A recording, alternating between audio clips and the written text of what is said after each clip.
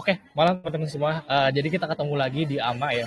Jadi kita biasanya itu di setiap malam minggu atau enggak di hari tertentu kita bikin AMA sama orang-orang supaya ngebongkar gimana sih cara tips triknya supaya bisa lolos dapat kerja di Web3, terus juga nge-review CV, pengalaman dia. Pokoknya kita ngulik-ngulik gitu ya. Nah, malam ini kita ada AMA lagi nih. Kebetulan AMA-nya itu benar-benar spesial karena beliau ini Katatas namanya itu dia kerja as ambassador di salah satu SS luar namanya kalau misalkan teman-teman familiar namanya Get.io dulu. Cuman sekarang udah rebranding jadi Get. Jadi kalau misalkan teman-teman lihat di F1 mobil F1 terus ada Red Bull Racing terus di belakang tulisan Get, nah itu dia jadi sponsor di apa namanya di mobil F1. Oke, jadi buat tema malam ini kita temanya adalah cara mendapat kerjaan pertama di Web3 bareng Kak Tatas. Jadi kita malam ini ngobrolin gimana sih cara nge-build skill, gimana caranya ngebangun CV, nge-build CV, terus juga ngebangun networking dan gimana caranya atau pengalaman Kak Tatas yang dari sebelumnya mungkin dari Web2 terus shifting ke Web3 dan gimana liku-liku naik turunnya si Kak Tatas ini sampai akhirnya sekarang di Get.io Get Ambassador. Mungkin boleh saya dulu Kak Tatas ke teman-teman Oke, kita.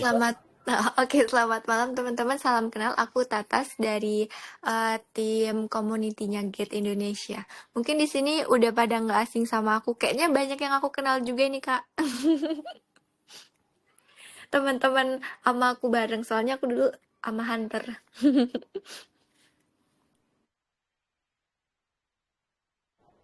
Banyak ya yang join ya teman-temannya Iya, Kak Tatas. Oke, jadi malam ini kita malam mingguan di ini ya, di guys di AMA ya. Saya mau dengerin Kak Tatas sharing pengalaman. jangan Oke, susah ya guys kalau tanya. aman kok aman. Oke, Kak Tatas mungkin ya mungkin yang belum tahu boleh diceritain dulu kali ya Kak Tatas itu siapa, terus tentang diri Kak Tatas dulunya kayak gimana, dan gimana sih awalnya Kak Tatas bisa nyemplung ke dunia itu dan akhirnya jadi ambasador di Get. Oke, aku izin jawab ya, Kak, secara singkat aja. Boleh. Oke, jadi aku Tatas dari tim Get Indonesia. Nah, selain dari tim Get, mungkin kalau ada yang pernah main-main ke project crypto, aku ada beberapa project. Cuma aku sekarang di project Sekuya kalau teman-teman nggak asing. Jadi selain di Get, aku juga di Sekuya. Nah, aku sekarang megang Get sama Sekuya ini juga sebagai moderator. Jadi awal aku terjun di crypto ini di industri Web2 Web3 jadi ama hunter. Mungkin ada teman-teman di sini juga yang sering ama bareng aku kayak Kak Ricky MP itu salah satu mungkin bisa dibilang seperjuangan juga Kak.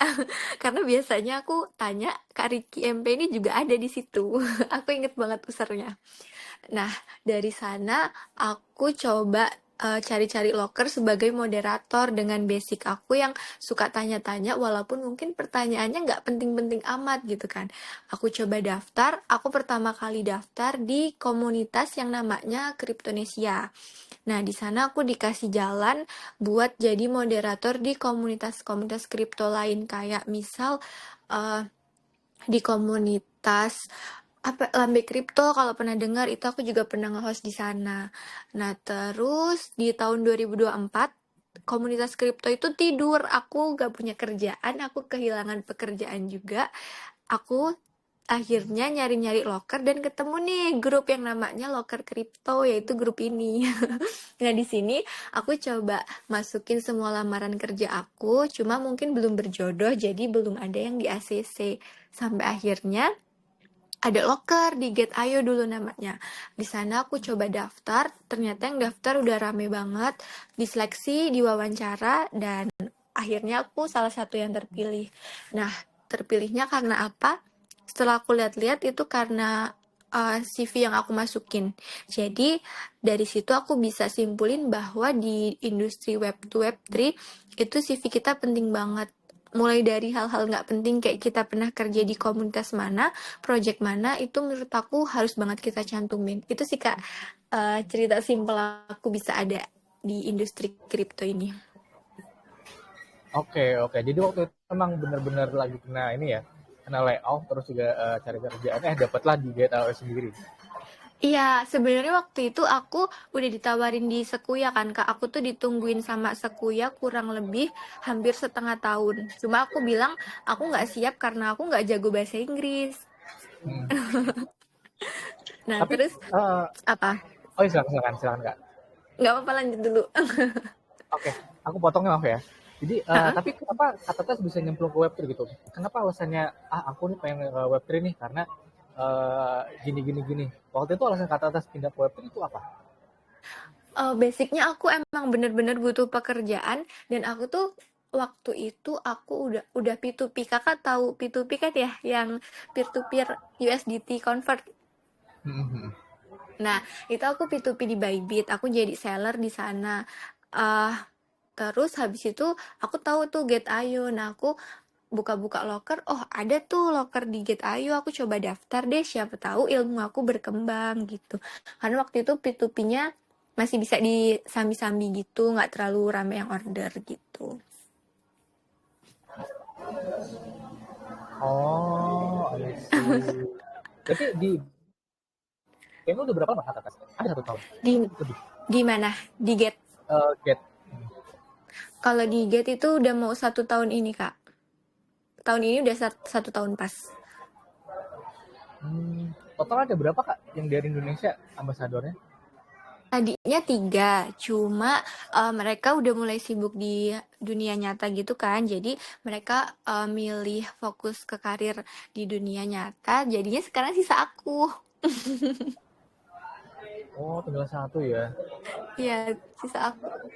Enggak, soalnya aku dulu kan pernah jadi ini juga, jadi intern di sana, kata Heeh. tes. Selama kurang lebih 8 bulan. Waktu itu dipegang sama, ini mungkin cerita juga kali buat teman-teman. Jadi waktu itu dulu aku pernah jadi intern di Get.io, dulu namanya Get.io, selama kurang lebih 8 bulan. Waktu Indonesia. Global juga sih pegang. Cuman pada saat itu, karena emang ada tawar lain, jadi akhirnya aku keluar. Nah, dari situ aku, kalau nggak salah yang pegang tuh Mas Tarmizi ya. MT. Oh, heeh. Iya, Mimin MT. MT. Heeh. Nah, karena Kan, ada suatu hal akhirnya si Mas MT ini, Mas Tarmizi ini akhirnya keluar. heeh. Ya itu terus sisa Kak Fani, terus sisa aku. Soalnya Kak Fani juga sibuk kan, Kak. Hmm, oke oke. Nah, kalau dari segi kerjaan day to day-nya itu gimana Kak? As a Ambassador Get.io? Kegiatannya gitu maksudnya. Hmm, daily Oke. task-nya. Jadi buat bocoran teman-teman nih, siapa tahu habis ini ada exchange yang buka sebagai job moderator gitu kan Kak. Nah, kalau aku kan awalnya cuma moderator yang bantu-bantuin aja gitu. Aku nggak ngerti maksudnya tugasnya tuh ternyata sedetail ini tuh aku nggak expect gitu kan. Awalnya tugasku tuh cuma sapa grup, mastiin grupnya nggak ada spam, terus ngepost event, terus ngedit event, sebatas itu kan Kak. Karena moderator gitu. Nah, terus sekarang aku jadi itu manajer community-nya karena sisa aku. Nah, di sini ternyata lebih spesifik yang dimana kita ada meeting tiap hari, tiap jam 11 pagi itu aku meeting bareng tim luar. Terus Hmm. kita punya itu target misal bulan ini targetku aja 25.000 member. Terus habis itu ada target mingguan juga grafik apa ya bahasanya, grafik Telegram grupnya itu naik atau turun. Kalau turun dipantau juga kenapa bisa turun, harus jelasin gitu. Terus kita harus ngepost event, ngubah ke bahasa Indonesia, bikin event, kasih ide, banyak pokoknya Kak. Yang mau ditanyain yang mana nih? Oke. Jadi untuk daily task-nya itu lebih ke online dan di ini ya Telegram ya, KPI-nya. Iya, benar. Sebenarnya aku sekarang Gimana? suruh megang Twitter juga kan Kak. Hmm? Yang Indonesia? Tapi iya, tapi karena Twitter Indonesia baru, aku handle-nya belum maksimal sih, baru kayak nge-like-nge-likein aja. Takutnya ke-banned gitu kan, Twitter lo gampang ke-banned-nya.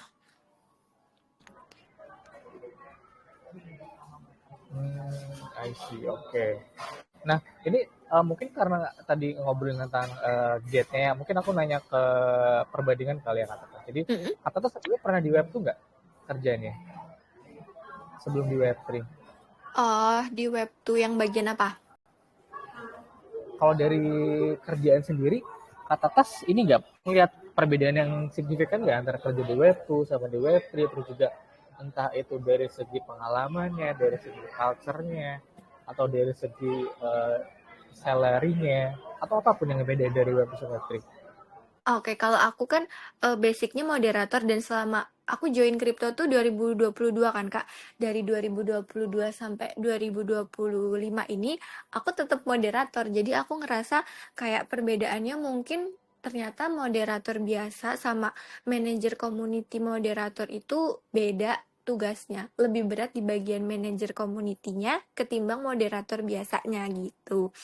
Terus untuk gajinya, menurut aku gimana ya, sama aja.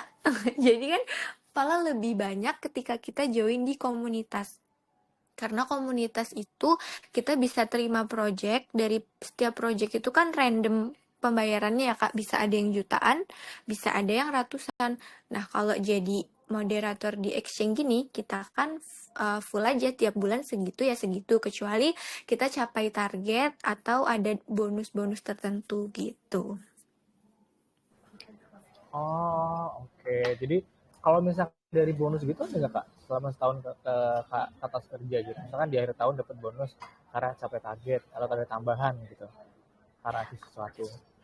Oke, jadi selama setahun di Exchange Gate ini, aku dapat bonus itu hadiah ulang tahun. Jadi ketika kita kerja di Gate, setiap ulang tahun kita dapat hadiah, Kak. Wih, apa tuh? Dapat Notebook ya? hadiahnya tuh koinnya, koin Gate kan namanya GT. Mhm. Nah, itu dapat koin itu. Oh, enggak, Terus, aku kira dapatnya kayak liburan ke Bali gitu atau dapat merchandise, MacBook. Sun lah ya itu mah ya ya. itu ya, itu juga dapat sebenarnya. Tapi kemarin itu yang datang ke Bali, kakak datang ke Coinfest nggak? Iya, kemarin aku datang. Kata terus datang. Nah, itu yang datang BD timnya, yang tim itu, tim apa yang misal kakak mau join KOLs-nya trader, nah itu mereka yang datang kemarin.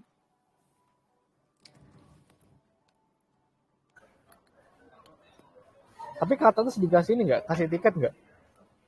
Waktu Kemarin kemarin aku itu. ditawarin sih, cuma kayak enggak dulu gitu.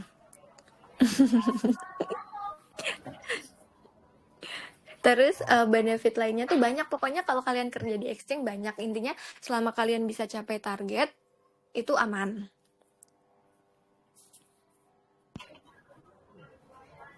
Oke, I see. Oke, oke, oke. Eh, aku lanjut ke pertanyaan selanjutnya kali ya Kak Tetes. Oke, Kak boleh. Tetes kan pernah kerja di dua tempat yang berbeda gitu ya. Di produk juga pernah, di exchange juga pernah, yang lokal maupun yang global. Nah, Mm-mm. kalau dari segi kenyamanan ataupun dari segi apa ya, salary mungkin, dari segi fleksibilitas, itu enakan kerja di exchange atau di project? Atau Kak Tetes sebenarnya gimana? Oke, izin jawab ya Kak. Untuk aku, dua-duanya itu enak selama bos kita itu juga enak sama kita Kak. Karena semuanya itu berawal dari bos. Kalau kita punya bos yang ribet, pasti juga susah. Tapi ketika kita dapat bos yang pengertian, yang tiap minggu sharing season, atau tiap minggu ngasih kita arahan, itu pasti kerjaan kita bakal berjalan lancar. Cuma untuk di exchange itu, kita pasti punya resiko yang lebih besar. Begitupun di project. Tapi menurut aku yang paling harus diwaspadai adalah ketika kita kerja di project. Kenapa? Karena ketika orang-orang atau holder-holder yang masuk itu nggak dapetin apa yang dia mau, yang dikejar kita. Dikejar itu dalam artian kita yang dianggap penipu gitu loh, Kak. Padahal kan masalah masuk Ya, masalah masuk di project apa, mereka mau hold coin apa, itu kan urusan masing-masing. Kita kan hanya bekerja, mempromosikan dan menyediakan projectnya, seperti itu kan. Betul. Oh, oke. Ada lagi kata Tes? Cukup. Ada lagi nggak Kak pertanyaannya? Oh, Seru nih. siap. Oke. Mungkin aku nambahin kali ya. Aku nambahin Mm-mm. juga dari perspektif aku sendiri. Jadi, memang benar apa yang dibilang kata tadi. Jadi, ada risiko yang gimana kalau misalkan teman-teman tuh kerja di project, yaitu dikejar-kejar sama si usernya. Pasti error. Padahal kan ya itu mungkin salah dari devnya atau core timnya, yang mana emang ada di balik sesuatu atau ada sesuatu lah di tim itu. Tapi kita sebagai yang bawahan gitu, as ambassador atau community builder aja, ya kita nggak tahu dalamnya seperti apa. Jadi ya gitu nggak enaknya. Kita dikejar-kejar sama si user. Mungkin kalau dari exchange nggak enaknya, kadang mungkin bisa lembur kali ya, bisa lembur. Kadang juga di exchange tuh harus tetap buka juga kalau misalkan exchange-nya di Indo. Terus kalau misalkan di project, kadang enaknya bisa pergi kemana-mana sih. Pergi kemana-mana dibayarin dan ya harus report. Seperti Benar-benar. itu. Sama Benar, salary. Kak. Kalau di Indo, salary-nya pakai rupiah. Kalau luar nggak ada potongan pajak. Enaknya di situ. Itu yang penting ya. Iya, iya.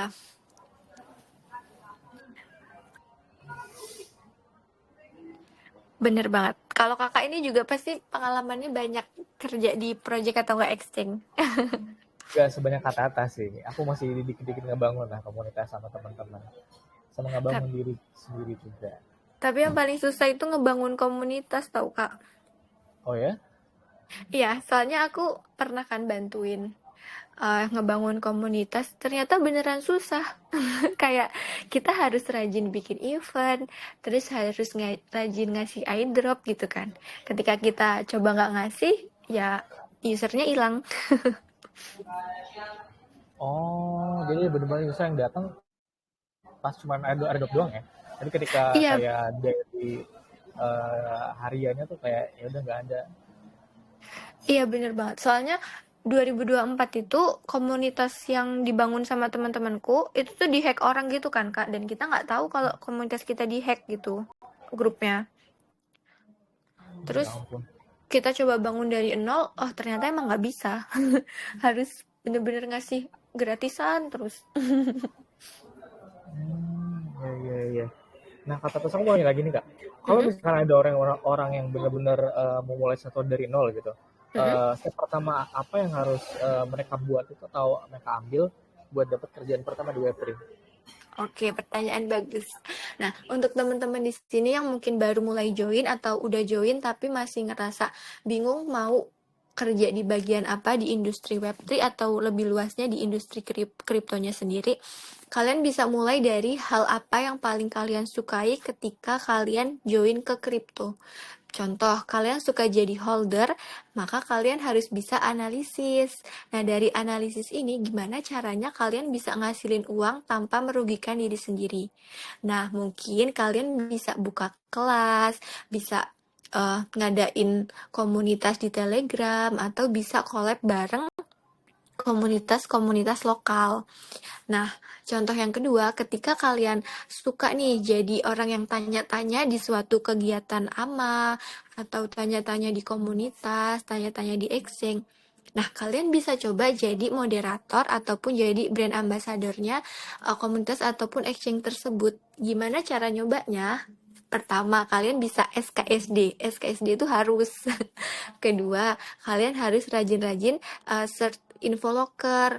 Pokoknya tuh di semua grup, di bar yang untuk pencarian itu, kalian ketik aja locker. Nah, nanti pasti banyak tuh locker gitu. Kalian pahami satu-satu, kalian bacain pesannya satu-satu. Terus yang ketiga, kalian siapin CV kalian. Di situ kalian isi aja pengalaman kalian selama di industri kripto itu ngapain aja. Misal pernah jadi brand ambassador atau pernah jadi host, walaupun sekali tulis aja. Terus misal kalian pernah jadi kerja di Project Indo. Nah, tulis aja, tapi tulisannya itu cuma kayak misal tahun 2019 bekerja di project lokal Indonesia sebagai apa gitu. Nggak usah dijelasin kalian kerjanya di project namanya apa gitu kan. Karena bisa aja project yang kalian kerja itu udah berhenti. Kalau disebutin namanya, malah dikiranya itu, oh kamu kerja di project scam nih, kan bisa aja kayak gitu. Itu sih Kak trik simpelnya.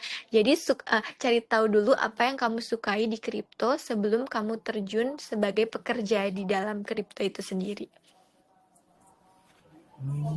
Iya, iya. Karena kalau misalkan kita melakukan hal yang kita cinta, yang kita sukai, itu nggak kerasa ya. Maksudnya nggak kerasa capeknya, nggak kerasa ada kayak ada beban gitu kan. Jadi Iya enjoy aja. benar. Soalnya ada yang pernah bilang ke aku, kayak selalu bilang gini, kalau kamu kerja itu sukain dulu kerjanya, jangan pikirin gajinya. Kalau gajinya yang dipikirin, kita nggak bakalan maju, nggak bakalan suka sama kerjaan itu, malah mikirinnya kapan ya gajian, kapan ya gajian. Iya kan Kak? Bener kan? Iya, ya. Oke, ya. Kalau misalkan boleh aku rangkum, pertama teman-teman itu harus cari dulu sesuatu hal yang teman-teman sukai gitu ya. Ya jangan lihat dari segi nominalnya, dilihatnya dari apa yang kalian suka dulu. Misalkan teman-teman sukanya nulis gitu, ya udah kalian jadi konten kreator, bisa mulai dari bikin thread di X, bikin juga sesuatu hal yang konten di platform gitu ya. Terus yang kedua, ya terus konsisten, terus juga tadi deketin orang apa namanya projectnya atau core teamnya, tawarin value kalian apa, sama tadi ya harus bisa kemana-mana gitu, harus bisa ke A, harus bisa ke B, harus bisa ke C, karena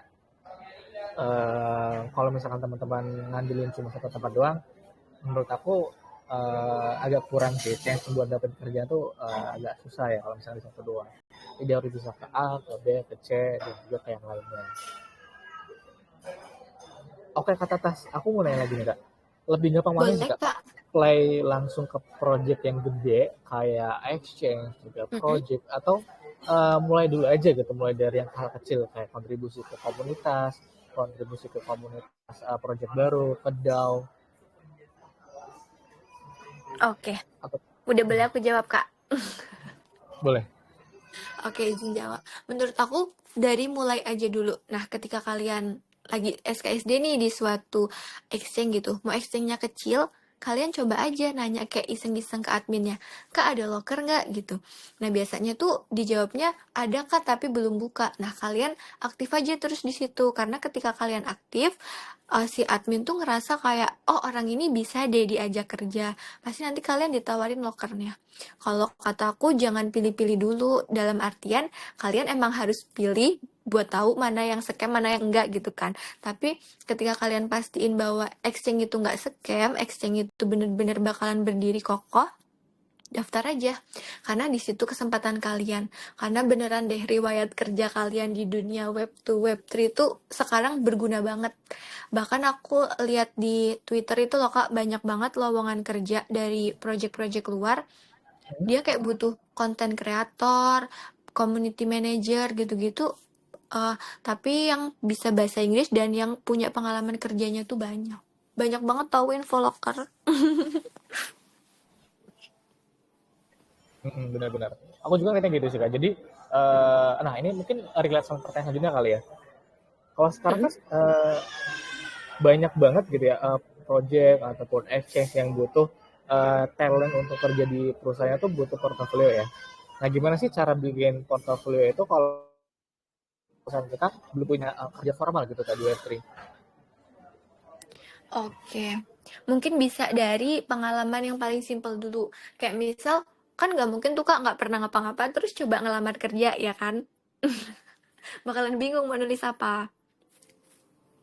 Nah, mungkin kalian bisa mulai dari pengalaman kecil. Misal kalian pernah ikut event di suatu exchange, tapi yang eventnya tuh besar gitu loh, yang menurut kalian kalau aku nulis di sini bakalan bawa pengaruh. Atau misal kalian pernah buat suatu karya, kayak misal ada lomba di exchange tuh, lomba buat artikel atau apa, kalian juga bisa masukin. Pokoknya yang menarik, yang menurut kalian kayaknya bakalan dilirik gitu.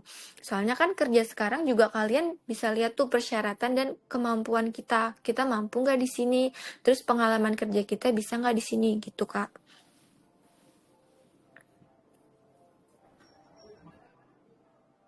Oh, even small action pun harus ditulis di situ ya kan, nggak apa-apa ya kan? Buat Iya, portofolio. aku dulu awal buat portofolio tuh kayak nggak yakin juga gitu loh Kak, soalnya aku cuma nulisnya tuh Mhm. pernah bekerja sebagai moderator di project ini, terus volunteer di exchange ini, cuma dua itu aja, makanya Hmm. jarang dilirik. Mhm. Tapi sekarang udah ini kan, alhamdulillahnya masuk ke Gate Ambassador kan Kak? Ya, alhamdulillahnya. Nah, terus pastiin juga nih Kak, kalau teman-teman di sini ngelamar, usahain sampai tahap interview karena dari tahap itu kita jadi belajar. Oh, ternyata yang ditanyain di project web to web 3 tuh ini loh. Jadi kedepannya pas kita ngelamar kerja udah nggak gugup gitu. Nah, ngomong interview, ini mungkin aku mau sharing juga kali ya ke teman-teman. Jadi, Mm-mm. banget semua itu harus dipersiapkan ya. Event untuk interview pun teman harus ikutin. Pokoknya kalau misalkan teman-teman udah yakin di satu role gitu, role dan juga tempat dan bakal gede di sana, ya udah kalian fight aja sampai akhir. Di awal misalkan seleksi berkas dulu kan, berkas, terus juga interview pertama, interview kedua sampai akhirnya tanda tangan buat offering letter. Nah, pas waktu um, interview itu ya teman-teman persiapin semuanya karena semua itu dalam bahasa Inggris. Even untuk wawancara pun nggak apa-apa. Kalian kalau misalnya masih terbata-bata nggak apa-apa. Maksudnya di depan cermin ataupun di depan laptop, di depan layar HP gitu. Sambil lihat dulu awal-awal, sambil lihat bahasa Inggrisnya, pronunciasi kayak gimana. Terus juga pokoknya kalau misalnya bahasa Inggris itu pas waktu interview teman-teman nggak usah ragu, nggak usah malu kalau misalkan grammarnya kurang bagus atau jelek karena yang dilihat dari ini pengalaman aku pribadi sebelumnya ya karena dari teman-teman ataupun tertiary itu dilihatnya dari pertama CV-nya bagus apa enggak terus yang kedua aku sih biasanya mungkin ini semacam kayak tips juga jadi semacam bikin date planning gitu ya jadi pas waktu interview terakhir aku bikin date planningnya aku ngejelasin baru habis itu kita diskusi diskusi tentang planning yang mau aku buat di role tersebut. Misalkan role-nya untuk community manager, terus deck yang aku bikinnya tuh strategi project itu masuk ke Indonesia baik dari segi offline, dari segi online, dari segi gamifikasi, dari segi airdrop-nya, aktivitas yang lainnya. Itu aku buat semuanya. Jadi interviewnya lebih enak gitu daripada interviewnya kita nggak kita siapin, nggak kita prepare apa-apa itu jadi jatuhnya kayak semacam wasting time kalian aja, buang-buang waktu teman-teman aja gitu pas waktu interview.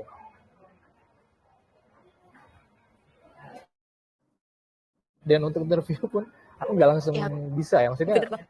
ada mungkin interview pertama kayak aduh ini jelek banget sih kayak malu-maluin terus interview dia udah mulai better interview ketiga jadi wah udah pede nih udah mulai jago nih udah mulai ini kalau misalkan interview gue harus kayak gini kayak gini jadi semua tuh by jam terbang teman-teman.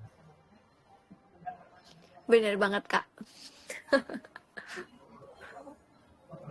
Oke aku mau lagi nanya lagi kata Tas. Oke, sebelum itu aku boleh izin nambahin nggak Kak? Boleh boleh banget silakan. Nah, jadi untuk teman-teman yang mungkin sekarang masih mau sampai tahap interview, boleh juga dicari hal paling basicnya. Misal kalian mau interview di Bitget, misal nih.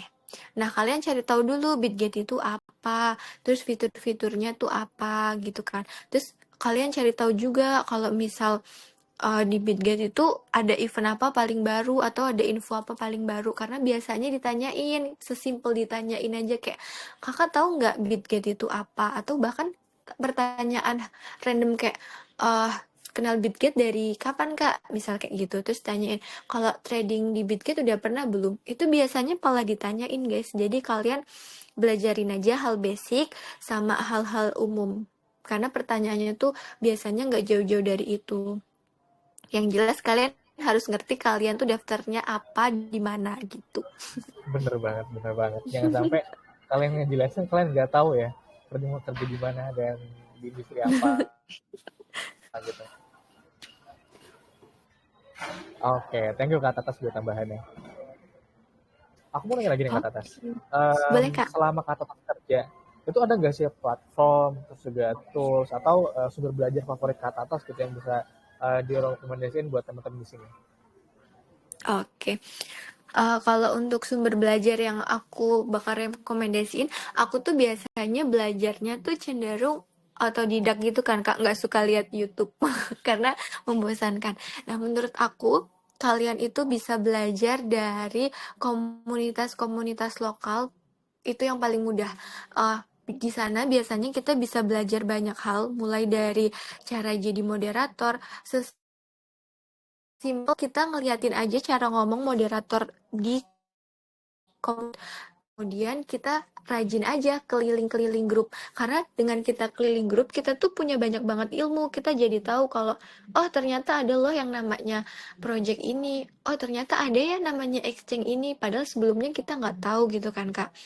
Nah, menurut aku belajar yang paling mudah adalah dengan kita mencoba akrab dengan hal-hal baru. Sehingga ketika kita mulai masuk di tempat baru, kita nggak harus ketakutan kayak, kalau aku say hi di loker kripto ada yang balas atau enggak ya gitu. Karena jujur aja pertama kali aku join ke komunitas kakak, aku rada segan kayak kayaknya yang isinya orang-orang pinter deh, udah pada berpengalaman kerja di 2024, mikir gitu kan, Kak. Cuma ada satu momen loker yang kakak share itu menarik, aku beraniin tanya, ternyata oh aku direspon loh sama temen-temen di sini, ternyata nggak apa-apa loh kalau kita tanya gitu. Jadi menurut aku untuk orang yang mager dengerin konten-konten, aku lebih suka belajar dengan terjun langsung untuk interaksi bareng teman-teman di komunitas kripto. Jadi biar dapet ini juga ya, dapat feedback langsung ya dari teman-teman komunitas ya. Feedback langsung, ngerasain juga langsung kayak gimana sih dibalas, atau step by stepnya dari mereka itu ngejawabnya kayak gimana.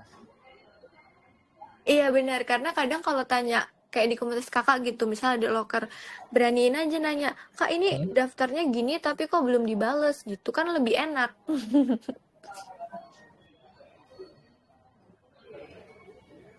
Iya benar-benar. Kata Tas, ada nggak sih Oke. tips gitu ya biar CV yang kita apply itu bisa dilirik sama si HR atau interviewer? Maksudnya Kata Tas punya Oke. tips atau trik nggak? Oke, kalau dari aku tips and triknya, kalian buat CV-nya itu sesimpel mungkin aja. Kayak penjelasannya itu dibuat singkat aja. Misal berpengalaman sebagai community manager di Get.io selama 1 tahun. Itu nggak usah panjang-panjang deskripsinya. Terus menurut aku ya Kak, kalau aku sih, tapi CV ku nggak bisa aku share soalnya masih jelek banget.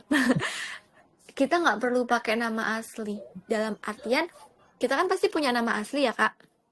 Nah, Betul. selama uh, aku kirim-kirim CV tuh aku selalu pakai nama panggilan aja. Jadi aku tulis aja Tatas sama email. Kalian harus pakai email yang itu bukan email di kalian karena kita nggak pernah tahu kita daftar itu ke orang yang benar-benar bisa atau bahkan yang bakalan amit-amit ngehack kita gitu kan Kak. Jadi usahain kalian punya email yang khusus untuk kripto gitu. Kemudian di CV kalian itu tulis aja secara simpel yang tadi aku contohin. Nah, untuk deskripsi kerjaan kalian sebelumnya, riwayat pendidikan, buat aja sesimpel mungkin juga. Mulai aja dari SMP, SMA, kuliah. Aku nggak mulai dari SD, Kak, karena menurut aku terlalu detail gitu kan. Terus sertain juga nomor HP. Tapi pastiin nomor HP kalian terpisah dari nomor HP pribadi kalian. Kemudian misal kalian pernah ikut organisasi, nah itu pernah aku cantumin, tapi setelah aku lihat-lihat lagi, kayaknya organisasi aku di kampus nggak terlalu penting di dunia kripto, kecuali jurusan kalian kayak misal jurusan yang coding-coding gitu, nah itu pasti kan jadi nilai plus. Nah setelah itu kalian kirim CV-nya, kalian tunggu dulu, tunggu maksimal banget nih 3 hari atau 4 hari. Nah nanti setelah open locker itu ditutup, kalian bisa coba tanyain ke itu. Misal kalian tanya ke aku nih, tanya aja, Kak Tatas, gimana ya sama CV aku, ada yang salah atau enggak. Kalian harus berani nanya, karena kan dari pertanyaan itu kita jadi tahu nih, kita keterima nggak di exchange ini gitu. Kalau kalian diem aja tuh kadang ternyata udah diumumin, tapi kitanya nggak dikasih tahu gitu. Kemudian kalian itu kalau ngirim usahain sekali aja, walaupun nggak sabar gitu jangan ngirim double-double karena takutnya kayak ih orang ini nggak sabaran banget gitu Kak. Kalau tips and trick dari aku. Intinya kita nggak perlu jujur-jujur amat nulis nama lengkap. Oh gitu. Oh, I Aku see. nggak Oh, pernah aku baru pakai tahu nama sih. lengkap tau Kak. Oh, oke. Nah, aku mau nanya nih. Tatas kan mau Mm-mm. panggilan. Nah, nama lengkap Kak Tatas Mm-mm. apa? Boleh sharing nggak? Eh Di enggak sini. nih. Oh, oke. Aku panggil aja Tatas. Tapi emang namaku itu kok Kak. Di sini aku juga dipanggilnya Tatas. Nama panggilan asli kalau itu.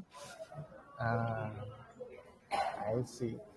Jadi masih misteri ya teman-teman nama aslinya siapa Kak Tatas ini. Misteri biar jadi misteri aja. Oke. Nah, Kak Tatas, aku mau nanya lagi nih buat Kak Tatas. Mm-mm. Tantangan paling gede apa sih yang pernah Kak Tatas dapetin buat dapetin kerjaan pertama di Web3? Terus ada nggak hal yang biasanya bikin orang itu gagal masuk ke Web3 atau kerjaan?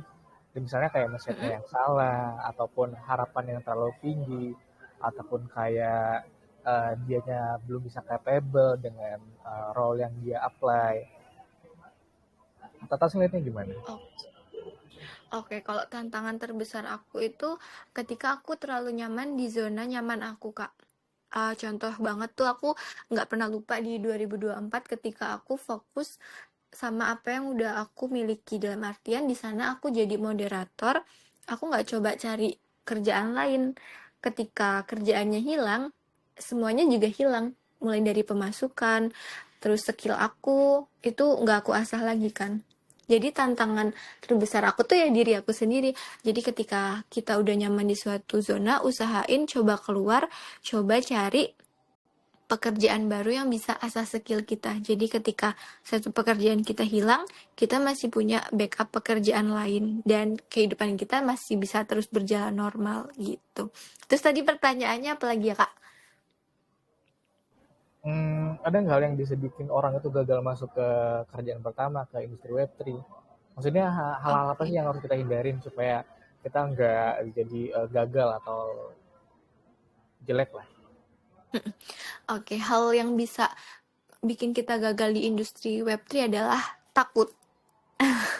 Kenapa takut? Ketika kalian takut memulai sesuatu, sesimpel kalian takut aja untuk bertanya di sesi-sesi AMA kayak gini atau di sesi grup, kalian bakalan kehilangan kesempatan untuk mendapatkan suatu pekerjaan. Jadi, usahain jangan jadi orang penakut. Tanya itu gratis, cari informasi itu gratis, daftar kerja itu gratis. Jangan pernah takut mencoba. Karena dulu aku nggak berani ngomong kayak gini, Kak. Jujur aja, dulu aku itu cupu banget, nggak berani ngomong, nggak berani tanya. Sampai akhirnya ada orang di belakang aku yang selalu nyuruh aku buat tanya loh, orang tanya itu gratis, gitu-gituin. Pokoknya aku dimarah-marah abis. Di akhirnya itu aku bisa ngomong kayak gini karena orang itu selalu dorong aku buat ikut AMA dan mastiin bahwa di sesi AMA itu aku selalu tanya. Intinya satu, jangan takut.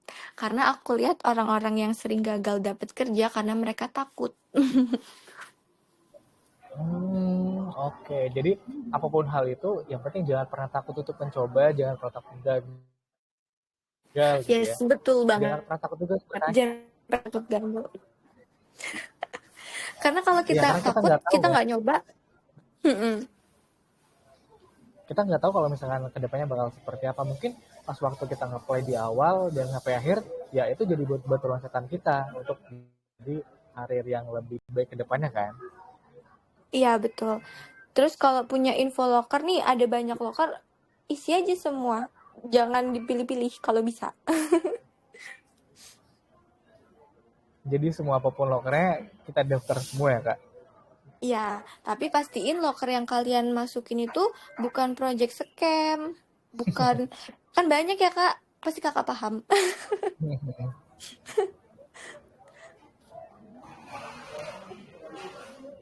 Kata terus kan ini ya, maksudnya bertahan dari 2024, 2022, 2023 sampai sekarang 2025. Mm-mm. Aku mau nanya gimana sih caranya Kak Tatas itu tetap konsisten buat bangun karirnya walaupun market lagi lesu, lagi jelek, atau hype-nya lagi turun banget. Oke, izin jawab ya, Kak. Cara aku bertahan mungkin kalau ada yang pernah merhatiin aku atau ada yang sering bareng aku di komunitas, aku itu sering banget ngucapin good morning. Jadi ya Kak, pas market lagi lesu, bener-bener gak ada project satupun, gak ada job satupun, dan gak ada loker, aku selalu di semua komunitas. Itu jadi salah satu penyemangat aku buat ngasih harapan kayak, ah bakalan masih ada nih, kripto bakalan tetap jalan kok gitu. Jadi aku konsisten keliling semua grup, nyapa-nyapain semua orang, nanya-nanyain semua orang, terus iseng-iseng nanyain loker sesekali. Pokoknya intinya aku selalu coba keliling semua grup buat mastiin bahwa kripto itu beneran masih hidup. Walaupun pas itu nggak ada satupun project, nggak ada satupun kerjaan, dan aku nggak dapat pemasukan, Kak. Setengah tahun aku nggak punya pemasukan dari kripto. Oh, jadi dulu waktu belum ada dapat kerjaan lagi, jadi kata Tas itu apa ya, semacam kayak GM ini ya di berbagai komunitas. Iya, bener. Dari situ tapi kita malah dapet kerjaan tau, Kak. Soalnya kita diliriknya, orang Hah? ini aktif nih, gitu. Beneran. Oh, I see, I see. Ini tips baru sih buat teman-teman. Jadi kalau misalkan teman-teman yang baru nganggur gitu ya, atau baru dapat ya berita yang kurang baik gitu, ya bisa dicoba tipsnya. Siapa tahu nanti sekarang kan ya masih bullish market lah ya. Mungkin persiapan buat 2006, Mm-mm. 2026 atau 2027 itu tips itu bisa kita lakukan teman-teman.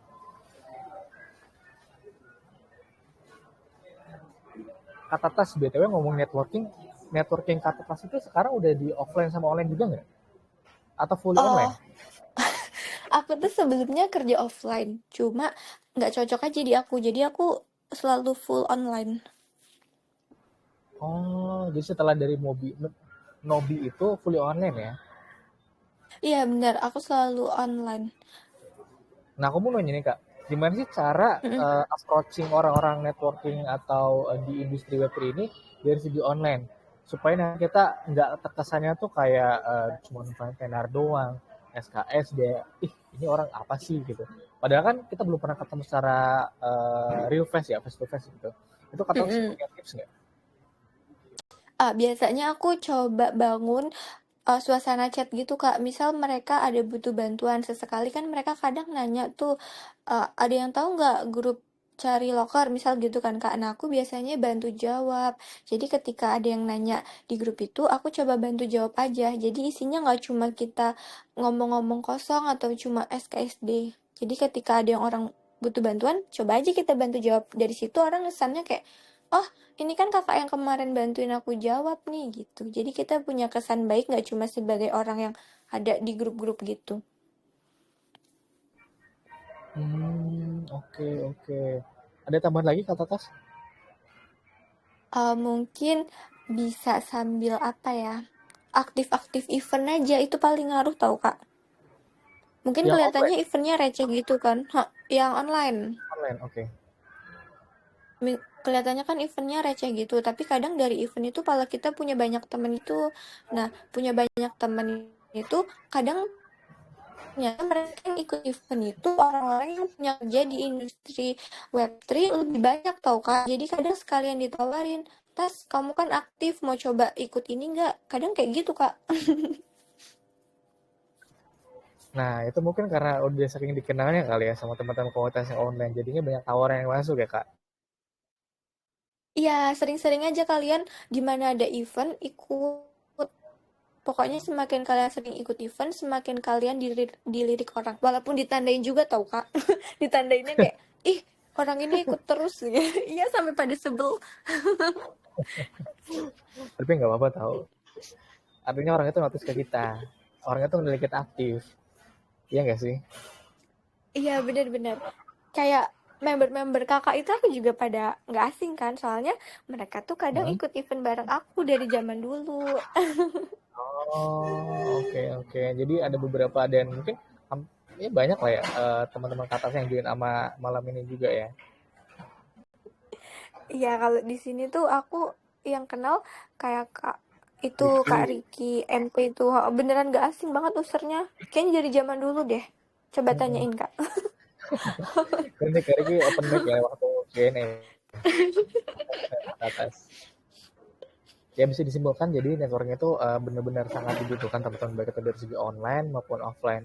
Kalau yang online yang kata Tas bilang tadi, jadi teman-teman bisa ya ngobrol-ngobrol lah entah itu di grup utama ataupun ngobrol di DM gitu ya, bebas bebas apa aja, ngebahas tentang kerjaan kah, ngebahas tentang ya apapun itu, tentang market kah, tips triknya kah, yang penting jangan sampai putus hubungan dan jangan sampai nama kalian itu jelek gitu di komunitas maupun di antar individu yang teman-teman mau bikin koneksinya. Kalau misalkan offline, mungkin aku mau nambahin dari segi offline. Jadi offline itu teman-teman bisa datang ke event-event nih. Kebetulan aku kan tinggal di Jakarta kan. Jadi kalau Hmm. misalnya di event yang di Jabodetabek, itu teman-teman bisa datang, bisa kenalin diri juga. Ya mungkin sekarang belum ada pengalaman, tapi nextnya dengan adanya networking itu, teman-teman bisa dapat ilmunya, bisa dapat chance untuk kerja di apa namanya di industri tersebut. Yang penting tadi jangan takut mulai, jangan takut tanya, jangan takut untuk bertindak gitu ya. Karena kalau misalkan kalian takut udah di awal itu uh, berhasilnya kemungkinan itu dua, kalian itu bisa berhasil dan juga bisa gagal. Tapi kalau misalkan kalian nggak mulai, ya kalian pasti dapatnya gagal. Yang berhasilnya nggak masuk di kemungkinan yang masuk pilihan gitu.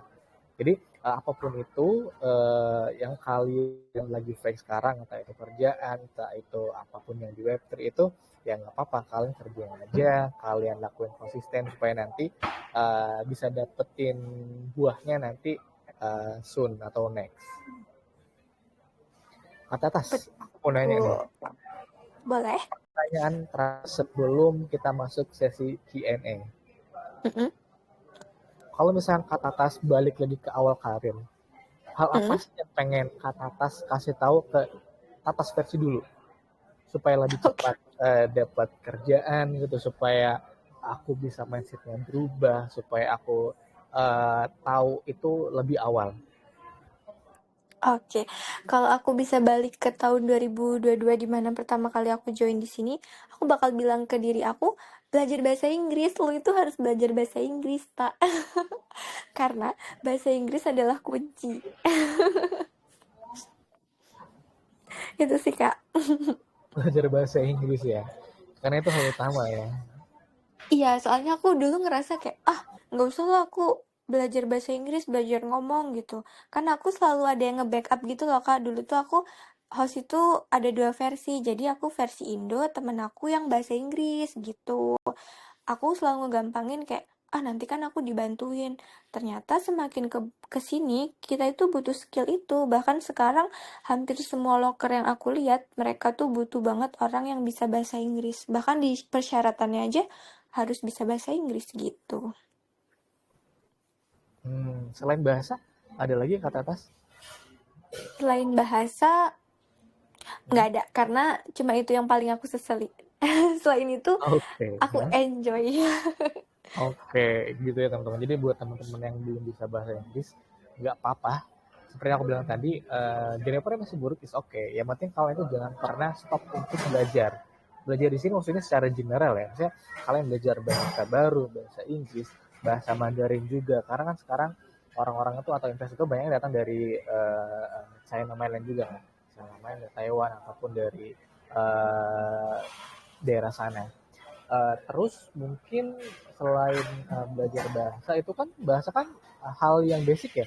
Maksudnya kita ngomong sehari-hari gitu. Jadi gimana pesan yang mau sampai kalau misalkan bahasa yang kalian mau sampaikan itu nggak ngerti atau nggak bisa. Nah makanya yang kata Tas bilang tadi ya benar, bahasa itu universal. Teman-teman bisa nguasain bahasa Inggrisnya. Gak apa-apa mulai dari sekarang perbarui bahasa Inggrisnya bagus, urusin bahasa Inggrisnya, belajar dari film, belajar dari YouTube, belajar dari Duolingo juga is oke. Apapun itu platformnya, yang penting kalian jangan stop untuk belajar. Oke, mungkin kita buka open Q&A kali buat teman-teman yang ada di sini, karena ini udah ada banyak banget nih yang siap-siap mau nanya. Oke, jadi aku buka sesi Q&A buat teman-teman yang mau nanya, boleh banget open mic, dipersilahkan. Yang mau tentang kerjaan di Web3 ataupun nyapa-nyapa kata atas, we are Boleh welcome. banget. Jangan susah ya guys. Justru pertanyaan harus yang susah. Pertama kali sih Kak aku sesi ama sendiri kayak gini. Biasanya aku jadi host. Oh, biasanya jadi host ya, bukan jadi speaker ya? Iya, aku jadi speaker baru 2 kali ini sih, tapi kan yang satu udah di briefing. Yang ini Nah, pure aku sendiri. wah, nggak apa-apa nih kak. Jangan takut. Sesuai dengan yang kak Tatus bilang tadi. Jangan takut. Oke, guys, boleh tanya guys, silahkan. Tanya gratis kok, ya Kak. Berat banget.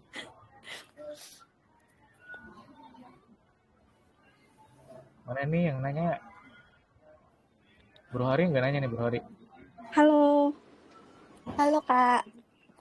uh, aku Dina. Sebenarnya aku lagi nggak cari kerja di Web3, Mm-mm. tapi aku punya kayak visi gitu, kayak pengen buat funding gitu. Nah, jadi Web3 itu kayak jembatan, menurut aku jembatan buat dapetin funding secara global. Nah, tapi masalahnya aku nggak tahu entry point-nya itu dari mana. Apakah aku harus building my personal skill atau join di EO atau fokus community atau gimana gitu. Oke, aku izin bantu jawab ya Kak Dina. Kalau menurut aku, kakak paling tertarik di sebelah mananya dulu. Tapi kalau kakak mau cari yang paling simple dulu dan paling mudah, itu fokus ke community. Cuma community sekarang kan nggak bisa diharapin, jadi bisa sambil cari-cari yang lain juga. Oke, aku lanjut ya. Tadi dipanggil ponakanku, sorry. Nah, terus kenapa aku bilang fokus dari community itu paling mudah?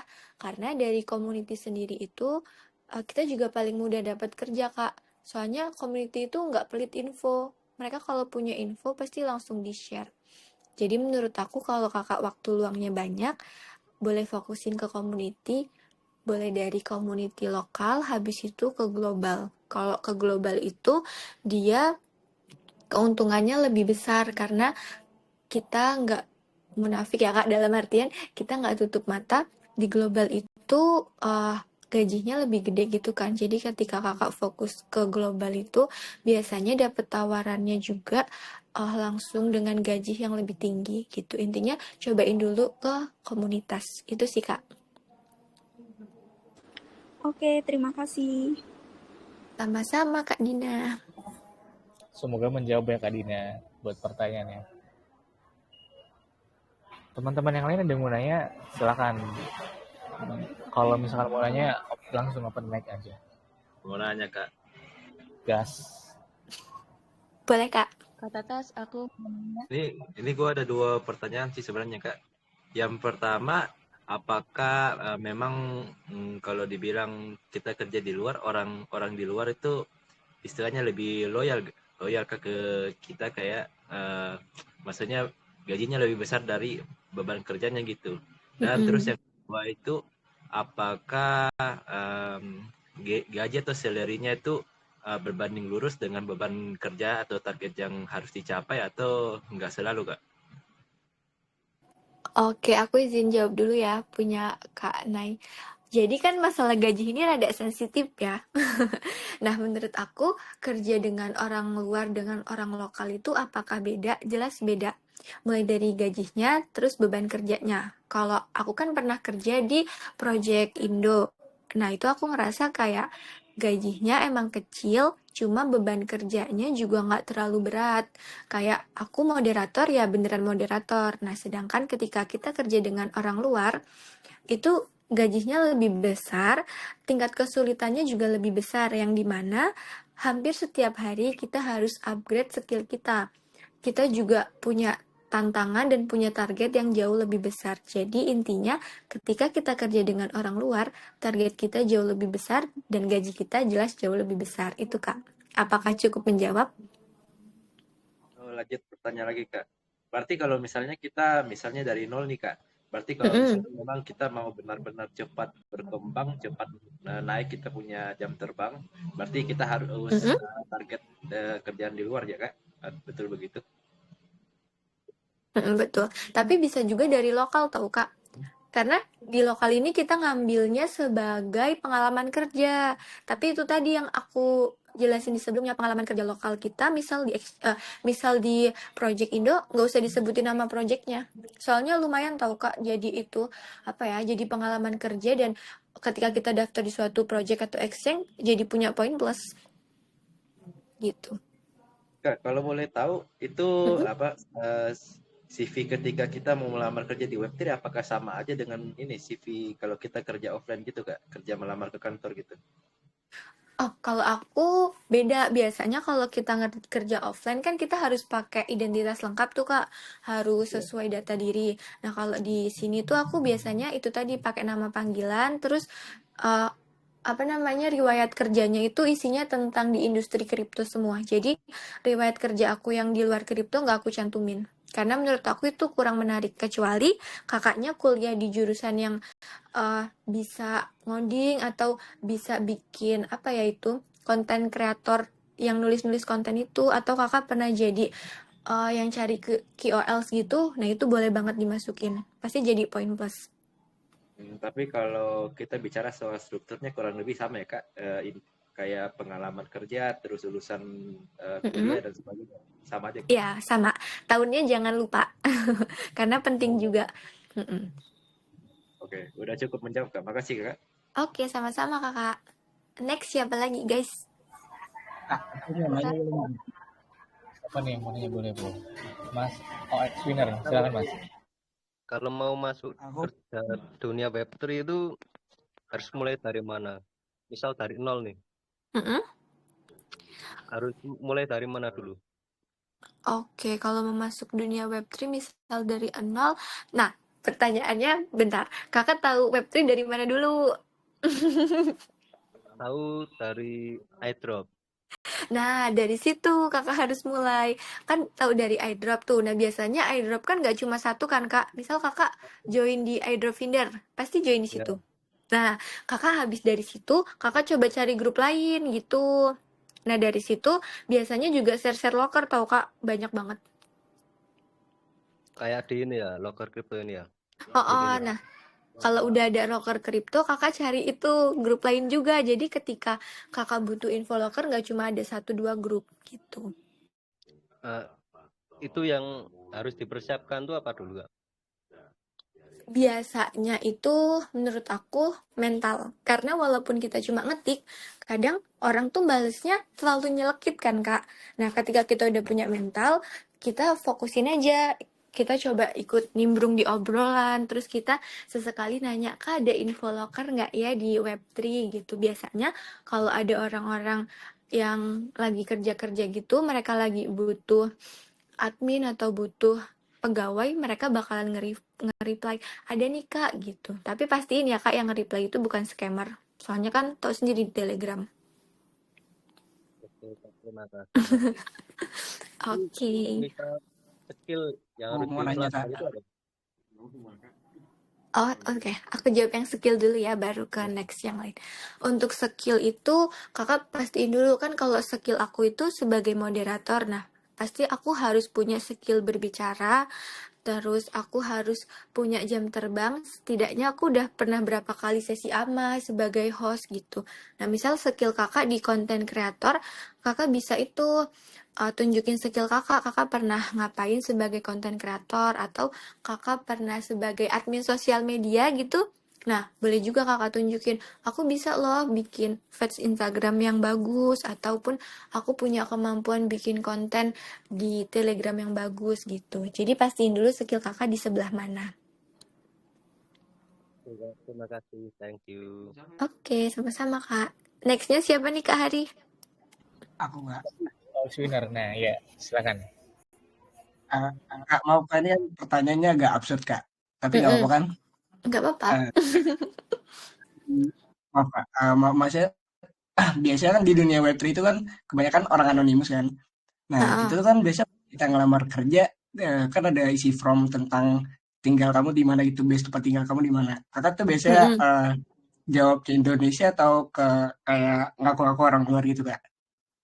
Kalau aku itu biasanya jawabnya tetap Indonesia. Nah, cuma kadang aku pastiin dulu aku ngelamarnya itu dia beneran ownernya atau dia beneran adminnya atau bukan. Kadang tuh aku dapat juga tawaran kerja kan, Kak. Tapi kulihat dulu orang ini bakalan bikin masalah nggak ke depannya gitu. Biasanya aku pantau-pantau dulu orang itu. Misal nih, aku ketemu kakak nawarin aku kerja, aku pantau dulu kakak itu joinnya grup mana aja, terus aku scroll di grup itu kakak itu ngapain aja gitu. Kalau misal kakak scammer atau bikin hal-hal yang di luar nalar, biasanya kan langsung kelihatan dari cara chatnya gitu. Terus biasanya nggak aku tanggepin karena emang banyak banget sih. Tapi kalau untuk ditanya aku negara mana, aku pasti jawabnya Indonesia. Tapi untuk tempat tinggalnya, biasanya aku nggak langsung jujur aku tinggal di sini gitu. Kak, Oke, mau Kak. nanya Terima Kak, kasih. Kak Oke, mau nanya Ya. boleh kalau Kak. kalau brand ambassador itu rata-rata gajinya dari referral ya atau ada gaji pokok sih? Oke, aku izin jawab ya Kak.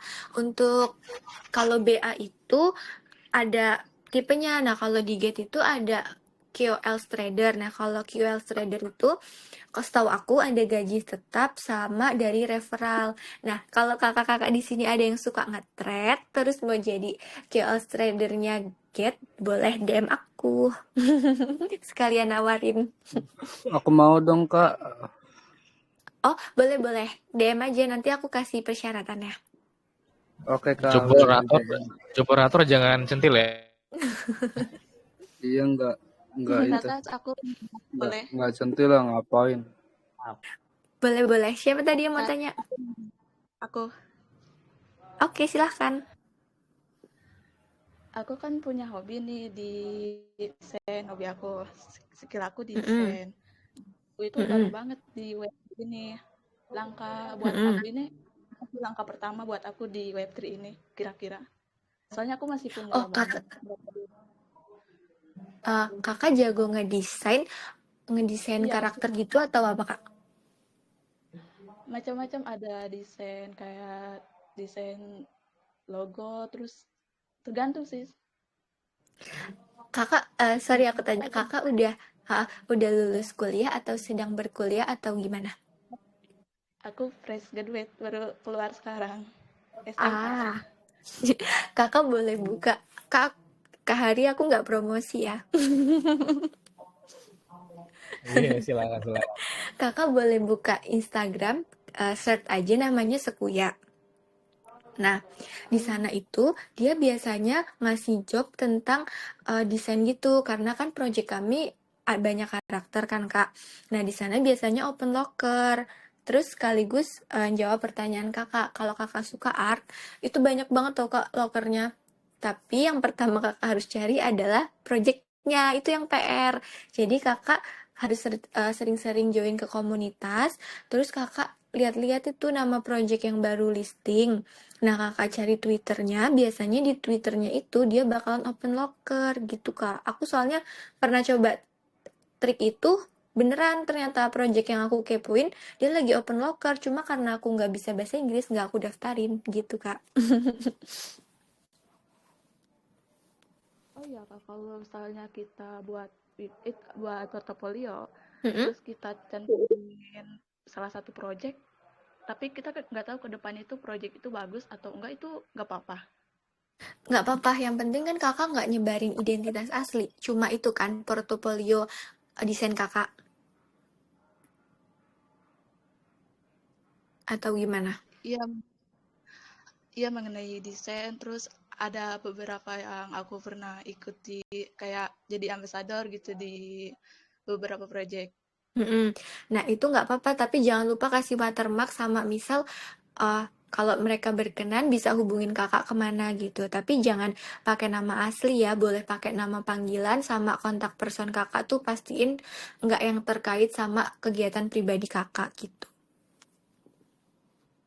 Berarti di portofolio itu nggak boleh pakai nama asli, harus pakai nama fake aja gitu atau gimana? Sebenarnya boleh kalau kakak berani, karena aku ngelihat kalau kakak berani itu boleh banget. Kalau enggak itu pakai user Telegram kakak aja. Nanti kan misal project itu setuju, kakak tuh bakal ditanyain lebih detail gitu. Soalnya kan kalau di project aku sendiri itu banyak anak magang tuh. Terus rata-rata tuh yang keterima yang jago desain kayak kakak. Nah, mereka itu biasanya daftar karena mau magang ataupun mereka daftar kerja. Nah, ketika mereka udah keterima, mereka itu dilihat portofolionya, terus ditanyain tinggalnya di mana. Pokoknya tuh wawancaranya kayak gitu, Kak. Terus pernah ngedesain apa? Terus misal kakak dikasih tugas ngedesain karakter ini, sanggup apa enggak? Terus nama asli kakak siapa? Nah itu kalau udah keterima baru ditanyain. Terus biasanya langsung diajakin ikut meeting bareng projectnya gitu. Tapi selama kakak masih ngelamar, boleh kok pakai nama kakak di tele ini, aman-aman aja. Gitu, Kak. Oke, makasih Kak Tatas. Oke, jangan lupa kepoin ya, Kak. Soalnya di tempat aku sering open locker kok, aman. Siap ATW ini. Oke, ada lagi yang mau tanya? Teman-teman yang mau nanya lagi?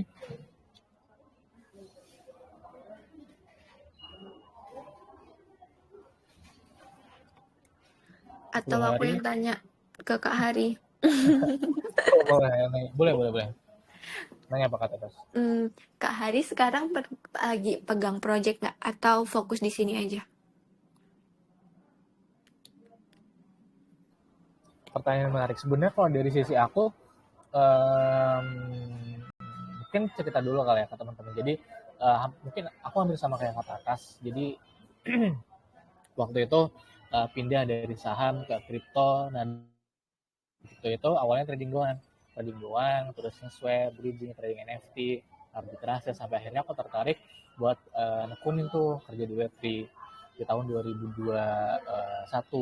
Nah 2021 pertengahan bulan, 2002 ya, akhir tahun 1 itu aku akhirnya pindah ke Get, magang di sana. Magang di sana aku dapat banyak pengalaman, dapat bikin campaign, terus juga kelola komunitas, terus juga gimana sih cara ngadepin user-user yang nakal, yang iseng, yang spam. Sampai akhirnya aku dapat baru skillnya. Ya aku akhirnya pindah ke project, terus akhirnya sekarang ada di kerja di eksis lokal, sampai pegang project juga atas. Dulu di Get sama Mimin MT, terus sama siapa lagi, Kak? Dulu ada tim globalnya, orang global itu namanya Vanessa. Dulu dia di Taiwan, cuman internnya di Indonesia dapetnya. Berarti dulu kakak udah kenal Kak Ican juga? Udah lama. Old user kan? Bahkan sering ketemu di ini kalau misalkan di Medan. Oh, pada sering ketemu offline ya? Iya, kalau misalkan ada offline event di Medan, ketemu sama komunitas Medan, ketemu sama Om Ican juga, ngobrol-ngobrol. Iya, aku juga sering dibantuin Kak Ican kadang kalau jawabin gitu. Sangat ngebantu. Filosofinya, namanya dulu kan nama Get.io kan. Get itu sama dengan pintu kan. Nah, aku tuh ngerasa di Get itu aku ngebuka banget di Web3, ngebuka banget trading, ngebuka banget hal-hal yang berkaitan sama skill, baik itu online maupun offline, gimana caranya menghadapi orang-orang baru, orang-orang komunitas, ngebuka komunitas. Itu aku dapetinnya pertama kali dari Get. Sampai akhirnya aku sekarang, aku pegang project sama pegang eksis lokal juga. Emang sih Kak, dari Get itu kita punya banyak pengalaman. Kayak kalau dari kakak sendiri nih, kakak punya goals nggak pingin masuk kemana selama di kripto? Pingin nggak masuk ke mana yang pingin banget kakak masukin, entah exchange atau project besar?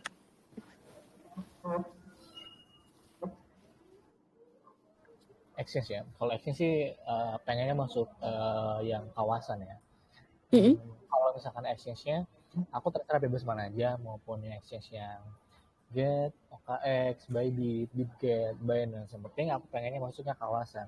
Kayak Southeast Asia, Asia Tenggara, ataupun Asia Pasifik. Aku pengennya nge-build dari sana. Jadi mungkin goals aku yang sekarang adalah aku pengen kenal-kenal dulu nih orang-orang regionnya seperti apa. Misalkan ada Indonesia, ada Vietnam, ada Malaysia. Aku ajak ngobrol, aku ajak ya ini aja lah, apa namanya, kayak ngobrol-ngobrol biasa, sharing-sharing. Sampai akhirnya aku dapat POV dari mereka, komunitas mereka di masing-masing region itu seperti apa. Baru habis itu nge-build diri aku untuk ditempatkan di kawasan, entah itu kawasan Asia Tenggara ataupun Asia Pasifik. Rencana aku mau kayak gitu sih kak, kata atas. Oke, kalau exchange lokalnya kakak pegang exchange apa kalau boleh tahu? Exchange apa ya? Begitu nggak ya? Siapa tahu kan aku tahu atau Kalau aku udah kakak pakai. tahu mau di Ayunda, nah itu suami dari mau di Ayunda. Sulit emang. Exchange lokal. Aku pertama tahu exchange lokal itu Nobi, tahu kak? Nobi. Terus aku pakai aplikasinya, oh mudah ternyata, tapi sayang banget harus kata kakak ganti kepemilikan kan? Udah dijual, fully 100% udah dijual. Oh, padahal pas itu lagi, menurut aku ya kak, cuma kurang di bagian Telegram. Dia tuh Telegramnya kurang aktif gitu loh kak, pas tahunku gitu. Terus kok lama-lama semuanya di offin, sedih sih. Mungkin kalau dari POV aku ngeliatnya mungkin dari segi bisnis kurang kali ya kata Tas. Jadinya mau dijual ke luar. Karena kan sekarang persaingan eksis lokal kan ada banyak ya. Maksudnya dari eksis luar pun udah masuk ke Indonesia. Baik investasi maupun merger kan. Atau akuisisi. Mungkin menurut aku juga itu loh kak, awal-awal mereka aktif itu, mereka hadiahnya beneran jor-joran gitu, apa ya bahasa Indonesianya, bener-bener kayak kasih-kasih aja iPhone. Bakar duitnya kenceng banget, iPhone, Bitcoin, USDT, bahkan event-event itu aku ikutin juga tau kak sebelum join. Menang terus lagi. Soalnya dulu aku pernah datang ke ini, ke eventnya yang Nobi, yang di kantornya tuh, yang sama Jupiter sama Pluto token. Oh, hadiahnya gede juga kak atau nggak ada? Hadiahnya nggak ada sih, lebih ke kayak networking, makan, terus dapat merchandise. Iya, cuma itu royal banget tau kak. Kan aku cuma volunteer gitu sih. Aku dikirimin itu jaket, sebox besar gitu ya kak. Isinya jaket, buku, tumbler, sama apa ya? Oh, cuma itu aja. Jaketnya tebel lagi.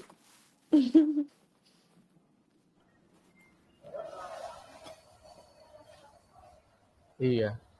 Mana sekarang kan persaingan di industri exchange kan, exchange kripto lokal kan semakin ini ya, semakin tinggi lah. Ada yang dapat investasi dari Maxi Venture, ada juga yang akuisisi. Kayak itu Nobi tuh dibeli sama Bybit. Terus katanya ada OKS juga mau masuk ke market Indonesia. Kalau exchange luar aku taunya tuh Get, Bybit, Binance, OKX. Apa lagi ya? Cuma itu aja kayaknya, aku belum terlalu explore jauh.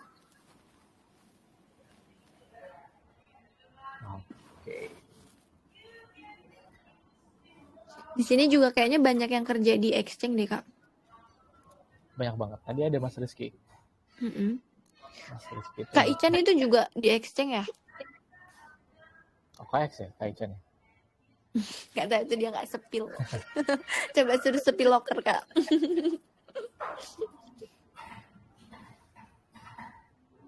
Oke, ada pertanyaan lagi dari teman-teman buat Kak Tatas? Halo, malam Kak Tatas. Malam kak. Tanya dikit.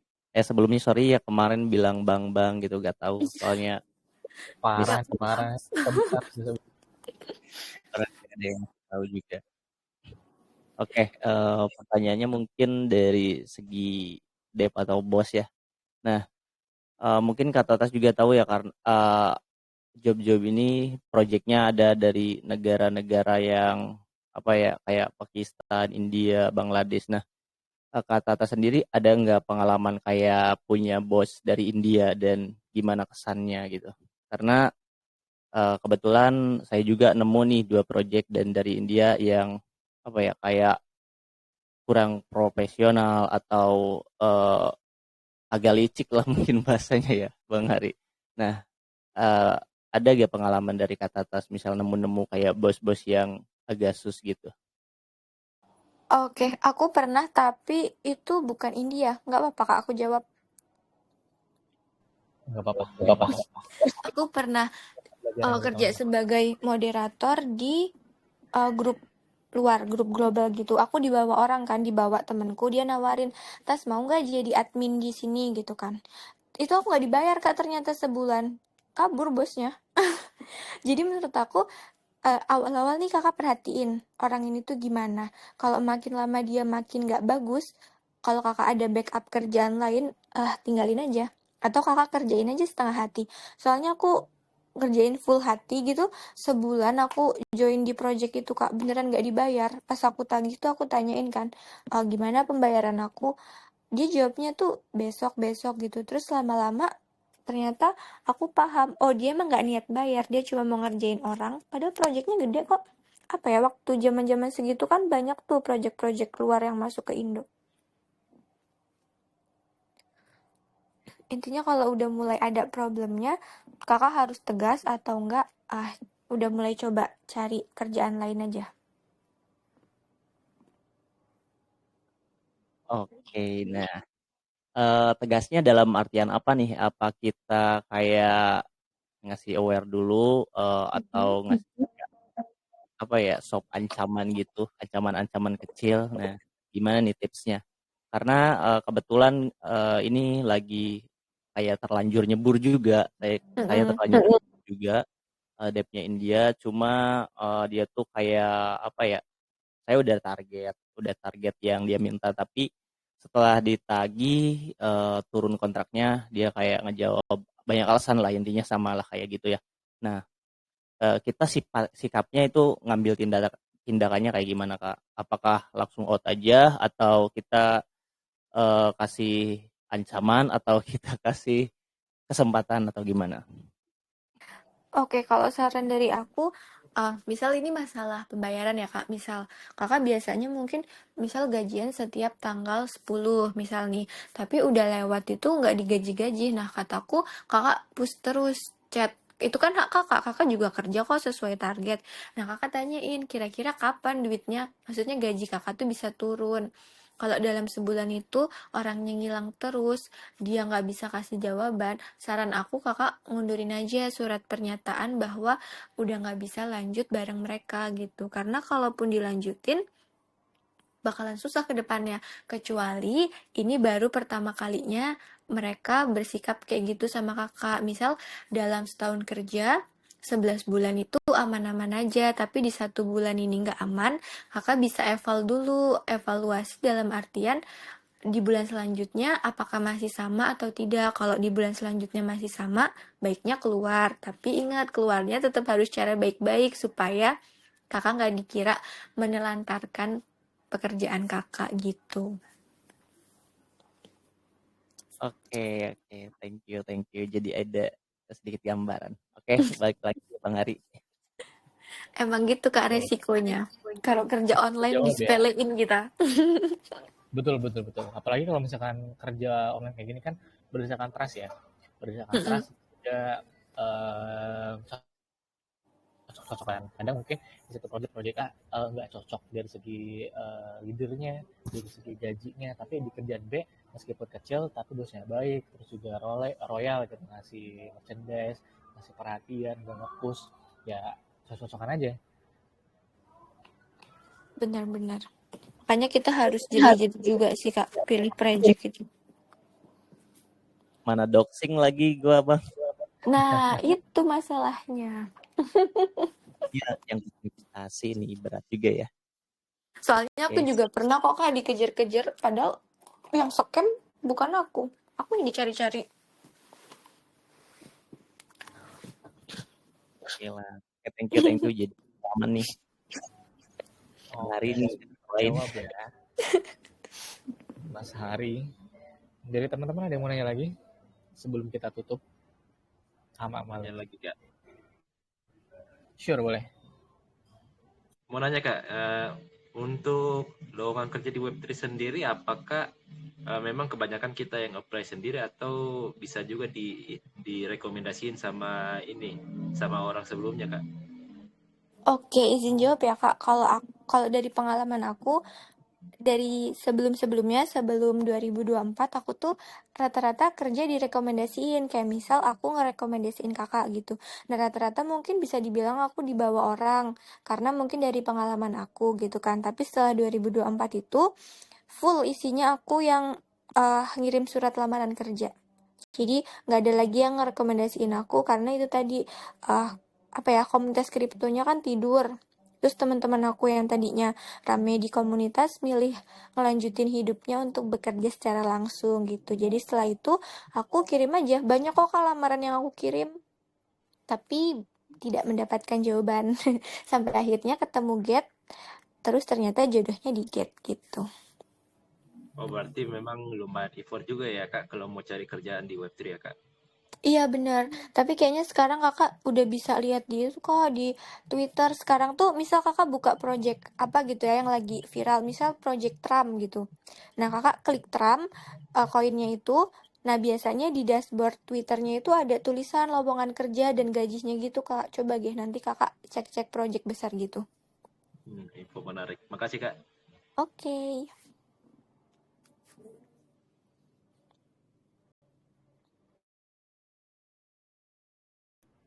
Oke, ada yang bertanya lagi, teman-teman?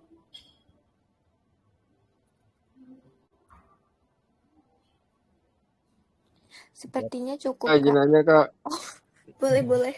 Ada lagi. Mas Rian. Boleh. kalau di kripto harus punya pengalaman dulu gak sih? Udah itu aja, atau ada lagi?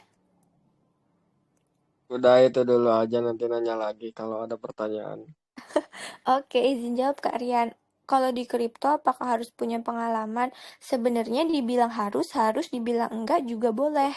Nah, dibilang harus itu ketika kakak daftarnya ke project-project besar, ke exchange besar. Nah, itu kan wajib pengalaman. Tapi kalau kakak mau coba dari tim komunitas dulu, itu boleh 0 pengalaman. Asal kakak punya keberanian untuk ngomong kayak aku gini, atau kakak punya ide event yang bener-bener fresh yang nggak ada di mana-mana, atau kakak bisa tunjukin kalau kakak bisa loh jadi bagian tim komunitas itu, entah bantuin di kegiatan atau bantuin di acara belakang layar gitu. Semoga menjawab ya kak. Contohnya seperti apa sih? Boleh dicontohin nggak? Boleh.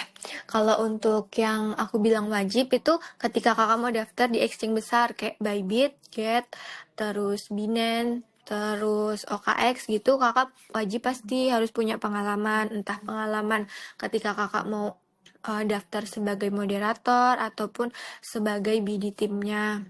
Terus kalau misalnya yang aku bilang nggak wajib, itu contohnya ketika kakak udah gabung di suatu komunitas, misal di Loker Crypto nih, terus kakak pingin jadi admin atau volunteernya, nah kakak bisa ajuin diri kayak, kak aku mau dong join jadi volunteernya Loker Crypto, nggak apa-apa dibayar seadanya atau nggak apa-apa nggak dibayar, yang penting aku punya pengalaman. Nah, di situ kakak tunjukin skillnya. Contohnya, skill kakak rajin aktif di grup, karena aktif di grup itu poin plus. Terus skill yang kedua, kakak bisa ngomong secara langsung kayak gini, sharing session. Terus skill yang ketiga, kakak jadi content creator. Kakak nulis berita harian tentang kripto, tentang loker, tentang event-event menarik yang tersedia di exchange ataupun komunitas-komunitas gitu. Apakah cukup menjawab? Oke, cukup menjawab. Terima kasih, Kak. Oke, sama-sama, Kak. Oke. Nah, ini mungkin udah malam juga kali ya, teman-teman. Udah hampir jam 9:30. Udah jam 9:30 nih. Jadi untuk pertanyaannya kita cukupkan dulu. Nanti kalau misalnya ada teman yang mau nanya, boleh banget tanya di grup aja. Nanti Kak Tatas bakal ngejawab pertanyaan teman-teman. Nah, Kak Tatas, sebelum kita mengakhiri AMA malam ini, aku ada pertanyaan terakhir nih buat Kak Tatas. Oke, Kak. Let's go. Oke. kalau misalkan Kak Atas punya 1 menit buat nyemangatin teman-teman yang udah join ataupun yang lagi join sama malam ini, apa sih yang mau Kak Atas sampein ke mereka biar lebih berani gitu ngambil langkah pertama untuk Web3 karir? Apa yang bakal Kak Atas bilang ke mereka? Silahkan. Oke, kalau aku punya 1 menit buat ngomong, aku bakal bilang semangat. Semangat, ayo waktunya kalian gerak untuk kirim semua surat lamaran yang udah kalian punya. Kalau kalian belum punya surat lamaran, ayo sekarang waktunya kalian buat aktif di komunitas-komunitas manapun. Tapi pastiin komunitasnya itu bukan komunitas scammer. Itu aja, Kak. Masih belum 1 menit nih. Mulai kita minta. Boleh. Pastiin kalian udah siap buat ikut di segala event, terutama event AMA. Karena dari event AMA itu kalian bisa belajar banyak hal. Atau kalian bisa ikut event-event airdrop, karena dari airdrop itu kalian bisa dapet cuan max tapi gratis. Udah 1 menit belum? Oke. Mungkin aku tambahin kalian dari segi aku pribadi gitu. Ya teman-teman jangan pernah berhenti belajar, jangan pernah berhenti puas, dan jangan pernah berhenti untuk tumbuh gitu ya. Baik dari segi kalian pribadi, karir kalian, ataupun mindset kalian. Jadi tanamin dari dalam kalian itu mindset untuk bertumbuh. Jadi kalau misalkan teman-teman udah ngelakuin A, tapi hasilnya nggak sesuai, ya udah nggak apa-apa, it's okay. Itu berarti hasilnya memang lagi kurang aja. Tapi kalian jangan pernah berhenti untuk melakukan sesuatu yang lebih setelahnya. Karena kalau misalkan kalian ya segitu-gitu aja, ya berarti skill kalian stuck cuma sampai segitu, nggak bisa explore lebih dalam atau lebih lagi skill yang pengen teman-teman itu unlock atau pengen teman-teman itu dibuka. Nah, terus untuk yang baru pertama kali, jangan pernah takut untuk mencoba apapun, mencoba hal baru di Web3, untuk kerjaan bisa, untuk trading bisa juga, untuk apapun. Tapi kalau misalnya untuk yang kerjaan, teman-teman mulai dari sekarang pelajarin apa yang kalian mau, apa yang kalian suka, kalian fokusin di situ. Misalkan gue mau pengen ngebuat community-nya yang kayak gini, yang fun, yang asik, yang welcome ke semua orang, yang bisa ngejawab semua pertanyaan member, pertanyaan user, pertanyaan komunitas. Itu gak apa-apa. Mulai dari sekarang kalian pelajarin, kalian jangan lupa juga networking, kenalan sama orang-orang baru, jangan pernah malu, jangan pernah takut untuk memulai. Karena sejatinya kalau misalkan kalian takut memulai, kalian udah mematikan jalan kalian untuk di kerjaan Web3. Kalau misalkan kalian udah matiin, ya berarti kalian nggak kemana-mana, cuma di situ lagi, cuma stuck di situ-situ aja. Again, balik lagi tadi, berarti kalian harus tanamin di diri kalian itu mindset untuk tumbuh, gitu ya teman-teman. Oke, nggak kerasa nih, udah 90 menit kita ngobrol bareng Kak Tatas, ambassador dari Indonesia. Thank you banget buat Kak Tatas yang udah sharing insight-nya dan juga pengalaman berharga tentang gimana cara dapetin pekerjaan pertama di Web3, skill-skill yang dibutuhin, pengalaman Kak Tatas. Dan pastinya makasih juga buat teman-teman Lover Crypto yang udah stay dari awal sampai akhir untuk join dan dengerin AMA malam ini. Semoga obrolan malam ini bisa jadi titik awal ya buat teman-teman itu makin pede, makin juga berani, makin oke untuk memulai ke dunia Web3, bangun skill, bangun juga networking, ya yang pastinya biar dapat kerjaan yang teman-teman impikan. Oke, thank you buat Kak Tatas, buat teman-teman. Sampai ketemu di episode selanjutnya dan see you dan happy weekend buat teman-teman. Oke, thank you juga Kak. Malam, izin out ya. Oke. Thank you. Thank you kakak semua.